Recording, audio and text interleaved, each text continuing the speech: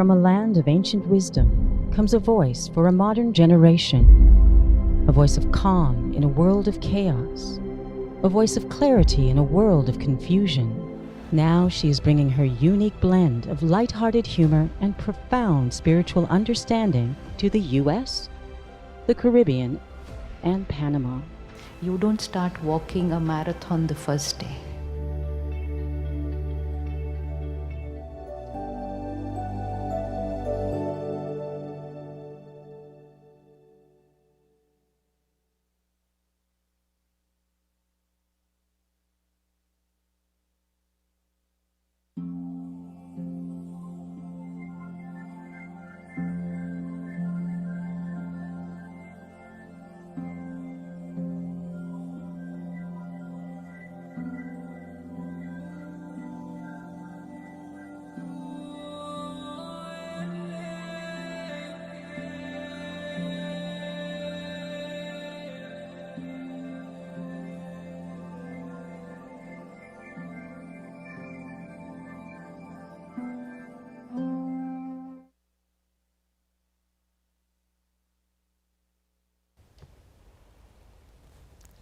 Hello everyone, welcome to Your Next Normal. I'm your host, Sister Jenna. What a marathon I've been on the past 5 years. It is not a bad thing and it's not a good thing. It's just life unfolding and it just continues to unfold. But I hope you're doing fine. You might not know this, and if you've been watching and paying attention to some of the conversations, the last 4 or 5 years have been quite intense in terms of situations and circumstances emerging in a way that I wouldn't have planned it that way, but it did anyway. And we showed up, and I showed up. But I've also shared about the importance of, taking care of yourself. And sometimes you really need to pause and have a time internally for your spiritual well-being. But the drama of life keeps pushing you out of yourself, keeps saying, no, do this, you've got to go here, go there. I think we had Sister Asha, Didi Asha from New Delhi, India. And many of you don't know, but on that day, I did not sleep a wink. And I was remembering how I pushed myself that morning to be live with you for 1 hour with Didi Asha. Remember that show, What Does It Mean to Be a Brahma Kumari? You have no idea, I might have gotten about an hour and a half max, or 2 max, of sleep. And then we had events and things and going and travels. And I remember just saying to myself the next day, you've got to take it easy. It's love for the self. God is using you, no doubt. And when I say that God is using me, I don't really believe it's Jenna doing it. The ego of Jenna. And even though there is a percentage of ego still there is a huge percentage of Baba's love and Baba's light that is moving me. And I've had days where I just stop. You collapse, you can't even speak. There was a joke in the Brahma Kumaris in the advanced class of the Murli. Baba used to say, you should speak until your throat chokes. I go, oh, now I know what Baba meant. That it becomes so much. But many years ago, he used to tell us, you are going to reach a particular state in this age where you will not be able to get sleep, but you will only do service. Only service. And we are in that mode now. No matter what we do, we're going to be called to give and to serve. And today's conversation is about love. Because without love, you can't do it. If there's attachment, you will count how much service you do. If there's attachment, you will question why. If there's attachment, You might say no a lot more than you will say Hanji, yes. But when there is love, love says yes all the time. When there's attachment, it will always find a reason, a no, why you cannot, why you will not now, not until this happens or that happens. I've seen it for myself. So today's conversation is about love. The prophets throughout time, they descended from God's womb, the soul world. And they never taught us to be judgmental or to hate each other. I have no idea how those scriptures became so humanly indoctrinated with emotions of a human being. Like, the prophets were so loving. How did we change a loving example and put it in our own example where it became limited and it moved us away from the love that God is teaching? When God sent down Abraham, Buddha, Jesus, Muhammad, Guru Nanak, everyone, He didn't send them, now kid, go down there and raise hell. Everyone taught us about love. And I think many times we confuse love with lust. And lust is not love. It's a completely different category of love. Love is not attachment. It's a completely different category than love. But if you look at your relationships, and if you look at the way that you respond to situations and circumstances, would you say that your love has become mixed? I give love here, but there's an element of an attachment there too. Oh, I see this person. I want their bodies. But you also love them too. Where do you spend most of your thought energy? Where do you spend most of your intentional energy? Lust, attachment, or love? Do your own math. This shows about our own healing and our own ability to heal ourselves and transform ourselves so that we become instruments for a better world. This is what the next normal is about. So when you look at your thoughts and you look at the feelings that come from those thoughts, are your thoughts more rooted in attachment or lust or of love? Let me give you a little example. When I had to take care of Sister Gita with her dementia, I was given advice to make sure she goes into a senior citizen space. And Antonia and I tried, I looked for one or two places, but in my heart, as I looked, I said, there's no way I can put her there.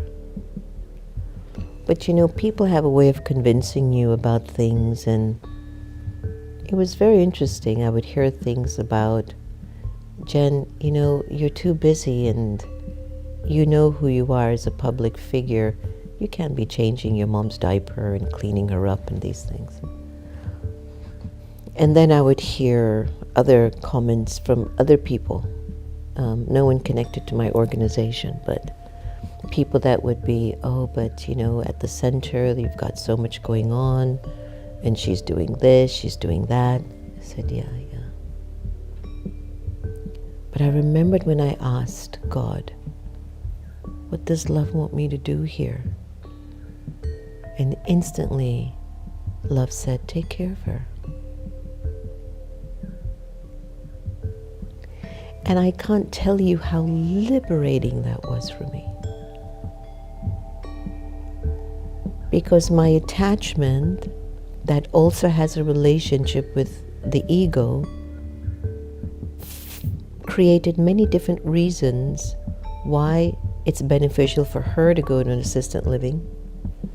There are nurses, doctors, people who will take better care of her than you could. Where lust would come in and it's like, I've got much better things to do than this. No. When I asked love, what do you want me to do? Love said, take care of her. I chose love. And I can't begin to tell you how much it taught me. We would go to India once or twice a year to Mount Abu at the headquarters. And the question is, do we leave her here? Do we get a nurse? And we had that ability.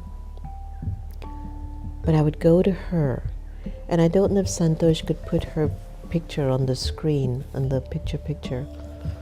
But I would go to her and I would say, I'm going to Madhuban, I'm going to India. Do you want to stay or you want to come? Now she's full on with her dementia. I mean, if you left her alone, she would either walk to the next door neighbor, get lost in the backyard, drink candle wax, eat the flowers. I'm just giving you an idea of the level of her dementia. And she would look at me and say, Madhuban. I says, you sure? Madhuban.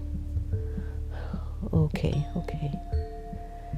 I'd have to get a nurse, make sure I have a special room, all the things I had to do, which needs love if it's going to sustain me.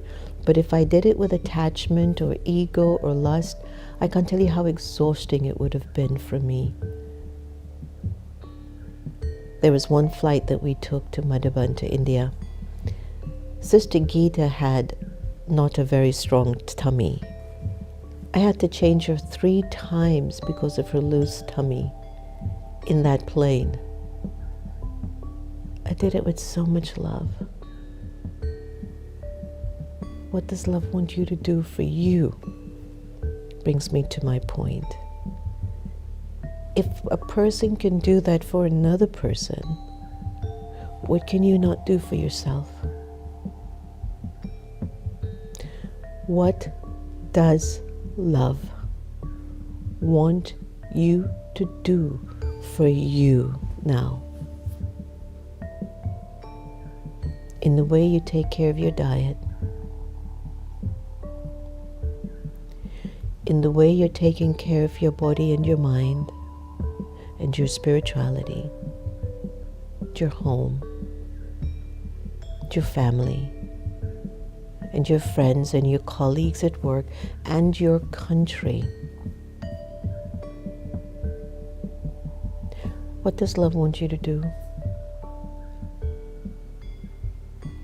And on many occasions, I'll ask myself this question throughout the day, and it always brings me back to, remember Baba Jan. Find your core. Send your good wishes. Send your good wishes to yourself. You're doing okay. You're a good person. You're a good human being. Send your vibrations to others. May you get your purest desires fulfilled. I wish you well. Love will make you use your thought time this way, if even physically you're not even capable. Love brings people together. It doesn't divide or separate. Love is inclusive. My newest addition to my biography is Sister Jenna is an inclusionist. She brings people together, and I so do. I'm not interested on your status, how much money you have. the color of your skin, if it's dark or light, if your eyes are slant or oval, if your hair is long or short, if you have a chest or no chest. I don't care about your gender. I'm not here for that. So the whole thing here is about love. And an inclusionist is driven by the core value of love. And when you practice this for your own life, I'll tell you this for myself, how I feel as a person. Free.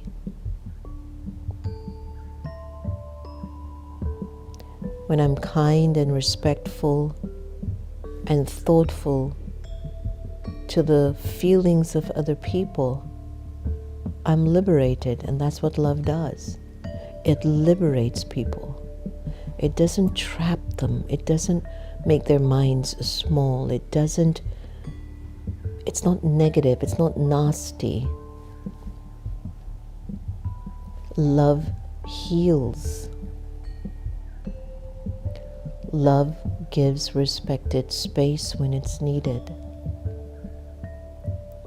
Love understands the heart of others. So let's say you're in the workplace and you're in a meeting, and then all of a sudden a colleague at work gets at you or yells at you in the meeting or doesn't accept your idea. And the first thing you feel is either a thought about the colleague, but then your chest collapses or it gets upset. At that moment you ask, what does love want me to do here? And majority of the time in conflicting situations, it says give respected space. Just give them respected space. When you're exhausted and when you can't get out of that bed, that's a sign you're giving way too much of yourself in a way that it's not self-sustaining. That's not love. When you wake up in the morning and you're inspired and you have energy, that's love. But when you can't do it, that isn't self-love, my brothers and sisters. And at that moment you ask yourself, what does love want here? It says rest. Love will always take care of you. It will never hurt you. There's no such thing as a broken heart. Love doesn't break. Attachment breaks. But love doesn't break. Love is so powerful, it will heal your attachments. But attachment cannot break your love. It's two different departments. So as you're moving along today, just keep checking in with yourself every hour in the hour. What does love want of me right now? And just the first answer will be the right one. And you can't choose that answer. What does love want of me right now in the next normal? Go into silence with you. Offer a moment of meditation and reflection. Just to be still.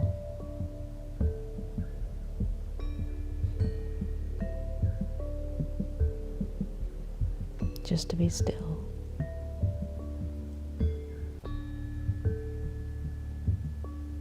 Internally, the intention is,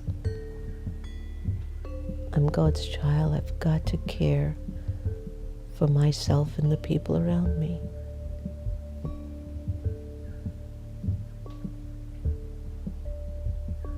Love cares about people.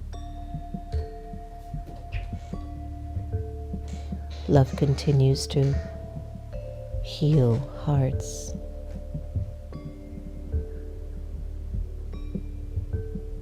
Love bridges divides, separation.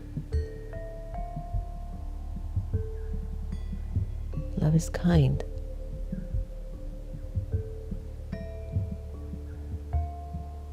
Love sustains.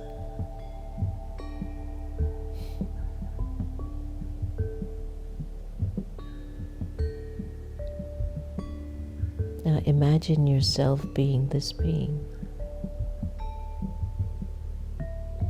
Because the truth is, at a soul level, so many souls have loved you throughout time. And you have loved so many souls throughout time. And now,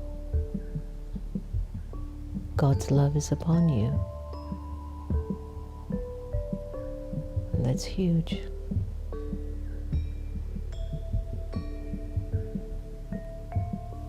So let's take a deep breath in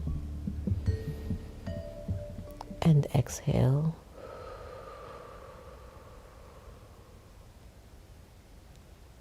Breathe in again and exhale.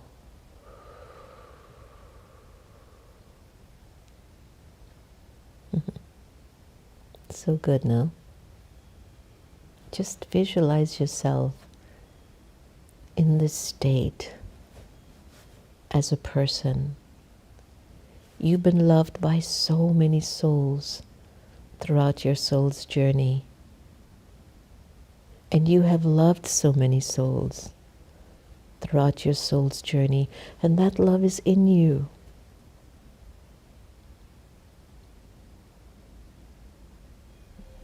And now, God's love is now available for you. And you can use that love as much as you want. Wherever you go, whoever you talk to, remember Baba's love and then speak. And you'll see magic. This is how you protect yourselves from taking in the sorrows of the world. And of course, you become protected from giving sorrow to others.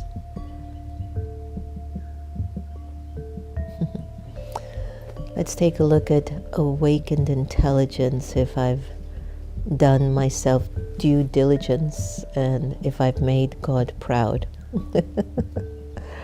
Santosh, what does our awakened intelligence says? What does love want us to do?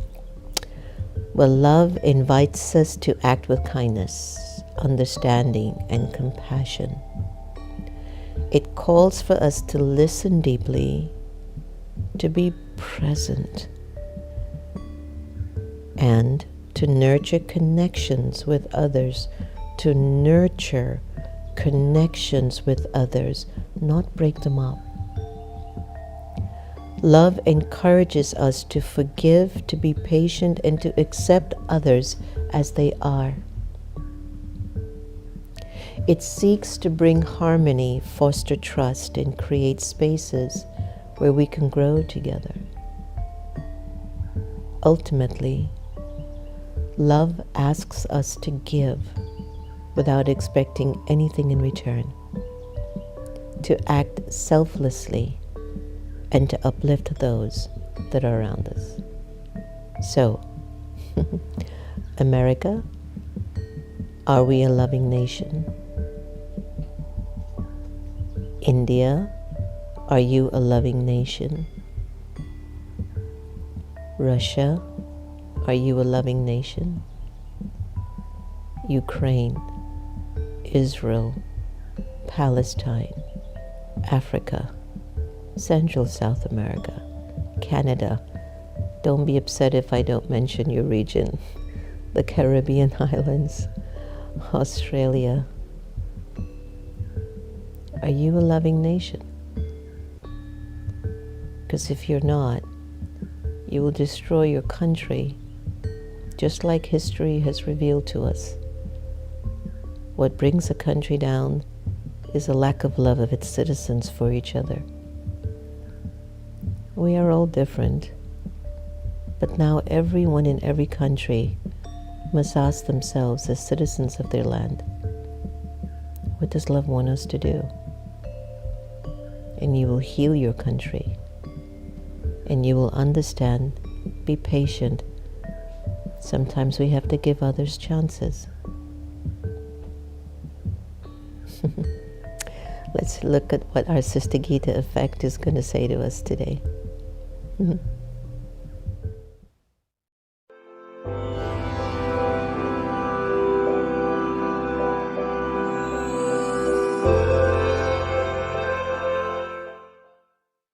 Possess self-respect, not ego. So if I keep awareness, what should be the effect? To let go of your ego and possess self-respect. Remember what I told you, she whispered, about when the soul was full. It could sustain the self, it wasn't pushed or pulled. But then it lost energy and became so very weak. Then the ego came into you and said, you must seek. It whispered in your ear that your happiness is outside. You believe this falsehood, not knowing that it lied. I had heard about the ego when I studied back in school, but I couldn't remember much and felt a bit of a fool.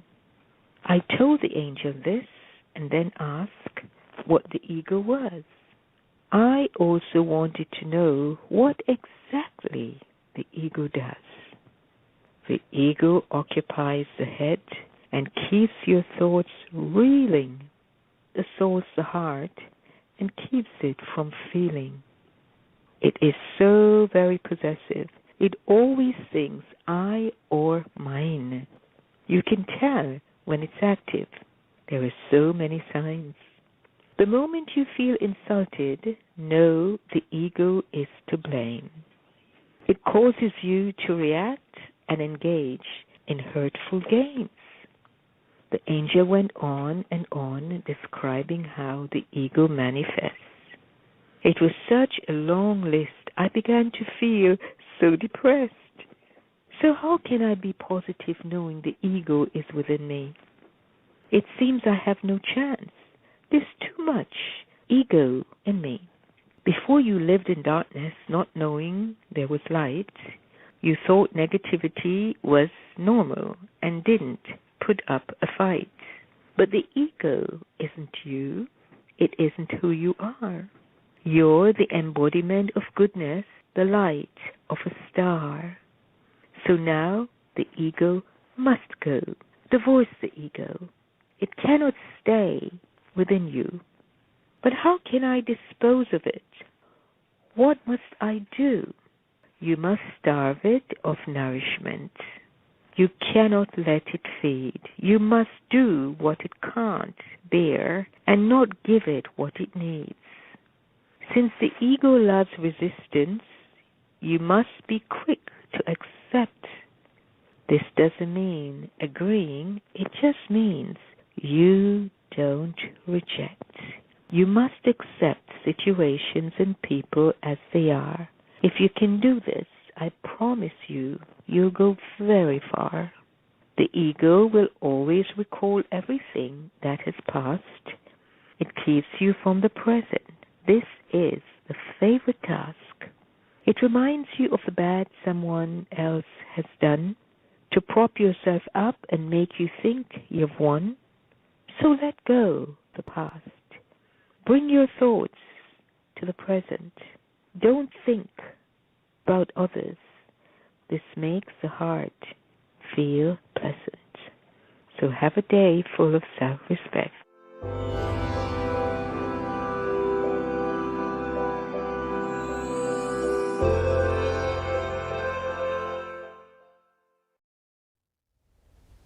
I carry the love of Sister Gita in my heart. Today's Avak Signal, the stage of being ignorant of the knowledge of desires, means the completely powerful seed soul stage. When you become a master seed, spiritually linked to the soul, you're able to make the leaves attain something even far from you. Your vibration can impact others. in order to give the leaves, so to speak, who are those who are searching and they have become dry and wilted inside, the donation of powers to enable them to attain all attainments through your seed stage, your deep spiritual truth. You need to have the stage, the awareness that you're ignorant of all desires, that you don't need something outside of you to determine your value or your worth. So powerful. So good day to everyone. I hope you enjoyed the session today. Please let me know what it was like for you. Janapvi, Asmita, Shobha, Nasira, Jasveen, Ant, Lilawati, Raj, Jenna, Dinesh Bhai, Tulis Kumari, Wendy, Suhog, Kailash. Good morning, Kailash. Good wishes for your surgery. Indu, Rashmi, Divya, Gigi, Sonia, thank you so much for joining in today. Many blessings. Yes, it was quite an interesting conversation. Love is unconditional, like a mother's love, but underneath is also control. Is that love? No, Raj. It is not love when there's control. And session, Earth, Wind and Fire has a song entitled, It's All About Love. I wish I could play it, but we would get flagged. Janapfi says, this lesson about self-love matters, resonates deeply with me. Good for you, me, all of us, all of the divine. We honor our Creator when we honor ourselves. Beautiful. Nasira, Om Shanti, I've detached myself from negative associates. That allows me to love when I no longer become angry at anyone. Self-love is first. Yes, I love y'all. Okay, thank you all so much. And keep remembering you matter, and so does everyone else too. Sometimes people are not always their best. Sometimes they're not always kind or loving. But that's when you can practice and observe if you really do have love in you. So remember, in order to break your attachments, practice loving everybody the same. See how it comes out. Thanks for joining us. Have a lovely day today. See you again soon. Om Shanti.